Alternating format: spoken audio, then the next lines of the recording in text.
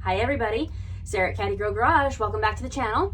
So today we are going to be putting our seat back in our 1960 Cadillac Limousine.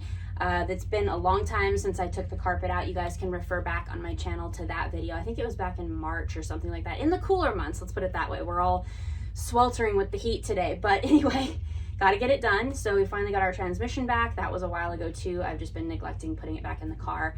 But today is the day we're going to hopefully drive it. So we're going to put our seat back in. My dad cleaned all the mechanisms on the electric power seat today. So they're all working really smoothly and nicely and very nice and clean. I'll show you guys here in a second.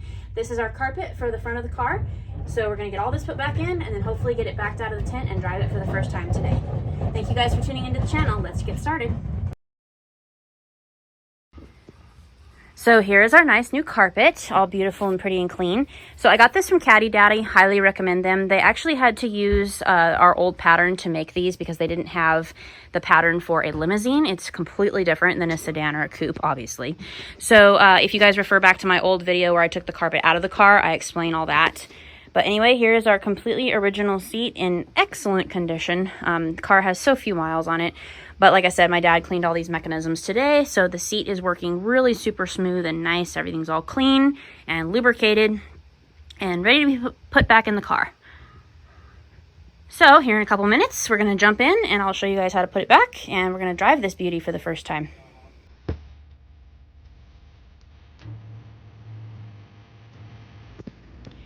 So these are our seat bolts right here. When I took the seat out originally, I kind of just always tend to put things back. It's just a habit of mine, so you never forget where they go. But there should be 4 of them. I'm going to have to replace this one that's missing. So we're just going to get these pulled out. Each of them have a washer, as you can see.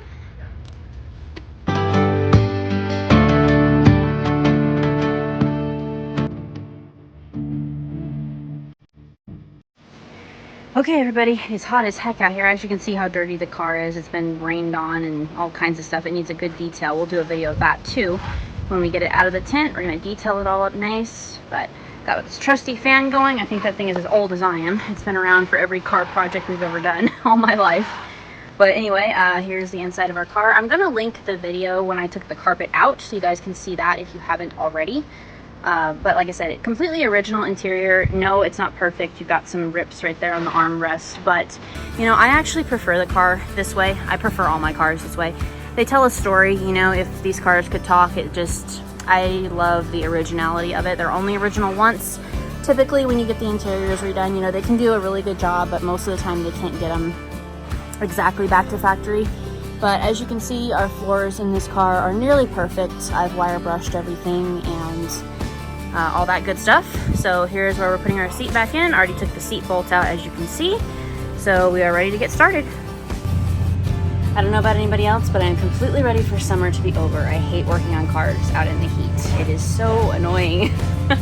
So as I said earlier in the video, my dad cleaned all these up and lubricated everything. They were not in the same position, so we wanted to get them in the same position before we put it back in the car. This is like a speedometer cable right here, so this just threads on and unscrews, and then you just pull this out. I'm threading it the wrong way because I'm looking through a camera.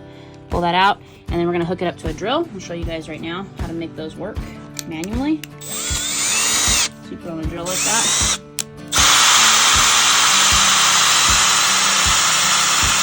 And then as you can see, that makes the seat tracks work, so you can put them in the same position.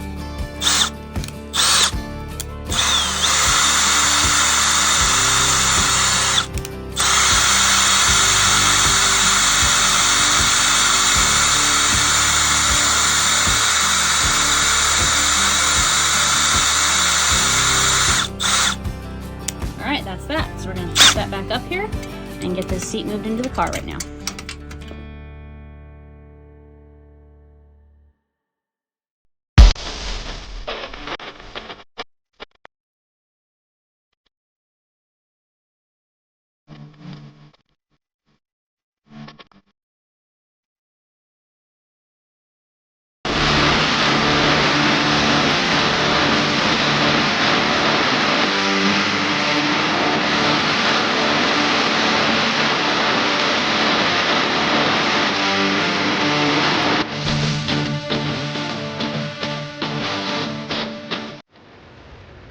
All right, so our seat is back in the car in position, and it is a 1/2 inch bolt on here, so I have my 1/2 inch socket on there. I'm just going to take you guys under here and show you where they are. Like I said, I'll put the old video in. Super easy to do. 4 bolts per side. I'm missing one of them, so I need to go fish out one out of the garage somewhere because I definitely want it all to be complete. 4 on each side. Very easy process. You guys already saw previously how you hook up the power to the seat as if you have a powered seat in your Cadillac. So yeah, let's get these bolts in and get this seat tightened down.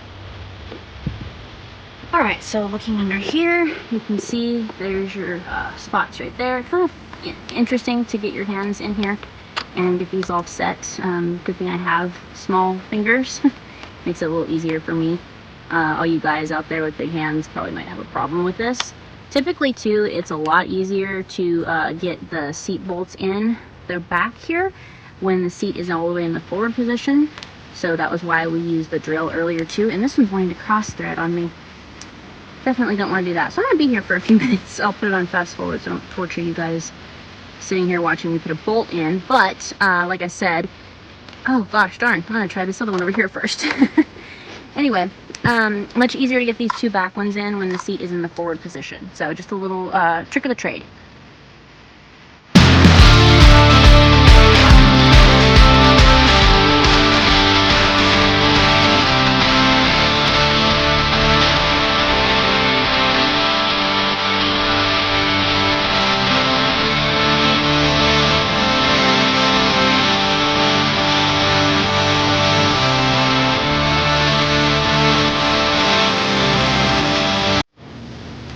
So now we are just putting the interior pieces back in. There's a piece of trim that goes across the back there, so that'll clean that up and make it look nice.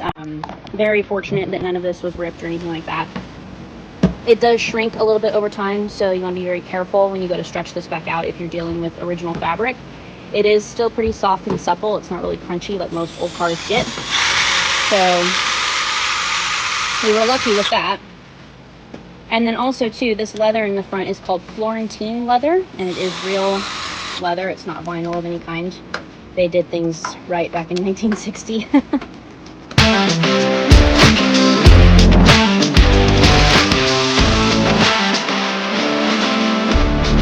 So we have our finishing trim piece that goes across the top here. You have nails that are set into it that kind of float, or not nails I should say, but screws. And they're going to go into these holes right here. They kind of pop in. So you're just going to want to line everything up and guide it in before you pop it down.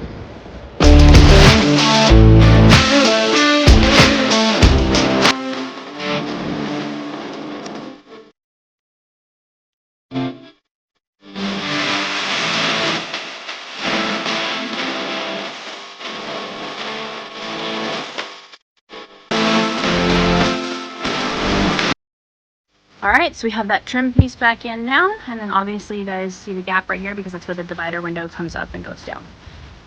But the trim is all back in nice.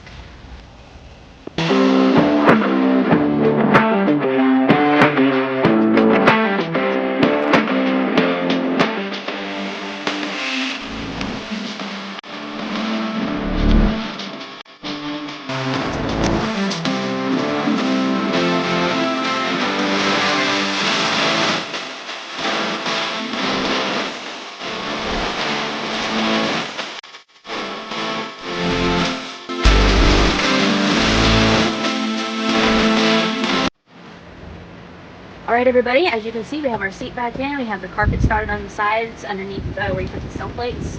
So that's going to wrap up our project for today on the seat. Thank you guys for tuning in and watching. Right now we're going to get the car started up and we're going to see how she moves and drives after having the transmission installed. So I'm going to make a completely separate video for that. So I'll be uploading a couple of videos tonight. I hope you guys will check them all out. Check the link below for the video of when I remove the carpet from the car if you haven't seen that yet. But anyway, thank you all for watching. Have a very blessed day. See you next time at Caddy Garage.